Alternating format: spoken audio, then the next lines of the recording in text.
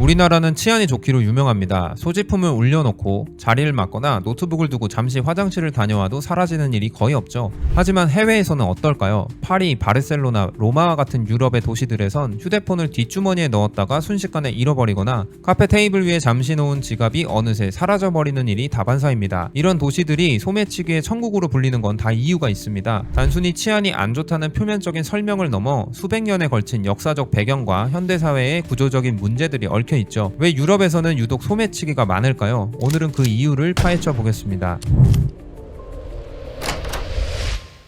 유럽 여행을 떠나기 전 가장 많이 듣는 주의사항이 있습니다. 바로 소매치기입니다. 가방을 열어보니 지갑이 사라졌다. 뒷주머니에 있던 핸드폰이 없어졌다. 이런 이야기들은 이제 유럽 여행에서 흔한 에피소드가 되어버렸습니다. 실제로 우리나라 연예인들도 방송 촬영 중에 소매치기를 당할 뻔한 장면이 여러 번 포착되기도 했었죠. 특히 이탈리아, 프랑스, 네덜란드, 독일은 유럽에서도 소매치기 발생률이 가장 높은 국가들입니다. 놀랍게도 이탈리아에서만 매년 13만에서 17만 건의 소매치기 사건이 발생한다고 하는데요. 그렇다면 왜 이런 도시들에서 유독 소매치기가 기승을 부릴까요? 여기에는 세 가지 핵심적인 이유가 있는데, 첫 번째 이유는 여러분들도 예상하시겠지만 관광객이 많다는 점입니다. 하지만 단순히 관광객이 많아서가 아닙니다. 소매치기범들은 놀랍도록 체계적인 방식으로 움직이는데요. 에펠탑, 콜로세움처럼 인증샷 스팟으로 유명한 장소를 노립니다. 왜냐하면 사진을 찍는 3초, 바로 그 순간이 모든 사람들이 한 방향만 바라보는 골든타임이기 때문이죠. 두 번째는 대중교통의 특수한 환경을 악용한다는 점입니다. 특히 바르셀로나 지하철이 소매치기의 천국으로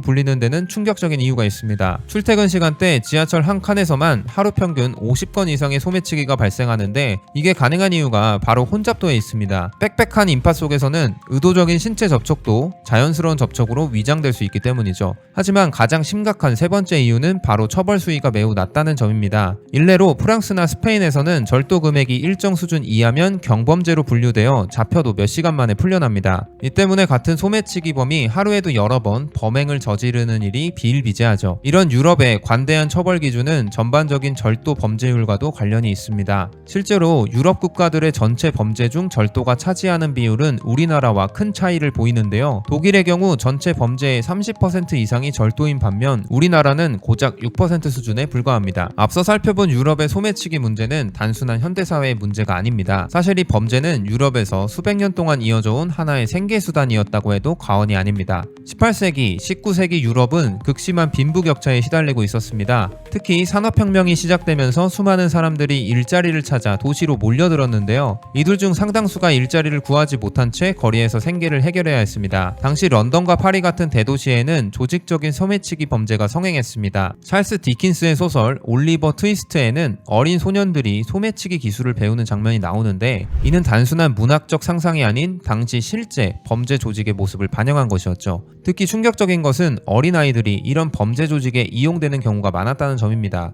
런던의 이스트엔드, 파리의 뒷골목에서는 불황아들이 성인 범죄자들에게 기술을 배우고 훔친 물건을 바치는 일이 비일비재했습니다. 이렇게 형성된 소매치기 조직들은 세대를 거쳐 기술을 전수하며 발전했고, 놀랍게도 그들의 수법은 현재까지도 이어지고 있습니다. 실제로 오늘날에도 가족 단위로 소매치기를 하는 경우가 많은데, 어른들이 관광객의 주의를 분산시키는 사이 아이들이 재빠르게 소지품을 훔치는 방식이 과거의 수법과 크게 다르지 않습니다. 하지만 이런 역사적 배경만으로는 현대 유럽의 소매치기 문제를 완전히 설명할 수 없습니다. 더 근본적인 원인은 바로 현대사회의 법적, 치안적 한계에 있습니다. 유럽에서 소매치기가 쉽게 근절되지 않는 이유는 법적 허점과 사법 시스템의 한계 때문입니다. 가장 대표적인 예가 스페인의 사례인데요. 이곳에서는 400유로, 즉 약 57만원 이하의 절도를 단순 경범죄로 간주합니다. 그래서 경찰이 소매치기범을 체포하더라도 실형 선고는커녕 가벼운 벌금형에 그치는 경우가 대부분입니다. 더 큰 문제는 이런 절도 행위가 반복되어도 처벌 수위가 높아지지 않는다는 점인데요. 즉 하루에도 여러 번 같은 장소에서 소매치기를 해도 법적으로는 매번 별개의 경미한 범죄로 취급되는 거죠. 실제로 바르셀로나에서는 오전에 체포된 절도범이 오후에 같은 장소에서 다시 범행을 저지르는 일이 빈번하게 발생합니다. 한번 소매치기를 해도 큰 처벌을 받지 않는다는 사실을 알기에 이들은 거리낌 없이 범죄를 반복하는 것입니다.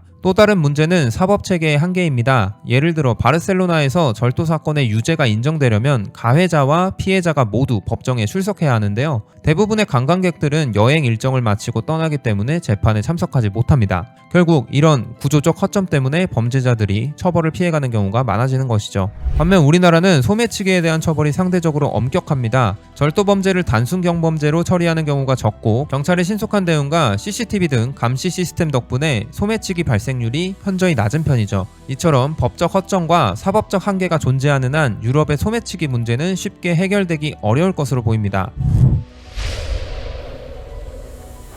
지금까지 살펴본 것처럼 유럽에서는 소매치기가 하나의 일상이 되어버렸습니다. 이런 관점에서 보면 우리나라의 안전한 치안이 얼마나 값진 것인지 새삼 느끼게 됩니다. 카페에서 소지품을 올려놓고 자리를 맡거나 노트북을 두고 화장실에 다녀와도 안전한 환경, 이런 것들이 결코 당연한 게 아니었다는 걸 알 수 있죠. 앞으로 해외여행을 계획하시는 분들은 소매치기가 많은 지역을 방문할 때 꼭 주의를 기울이시기 바랍니다. 오늘도 영상 시청해주셔서 감사합니다. 다음에 더 좋은 컨텐츠로 찾아뵙겠습니다.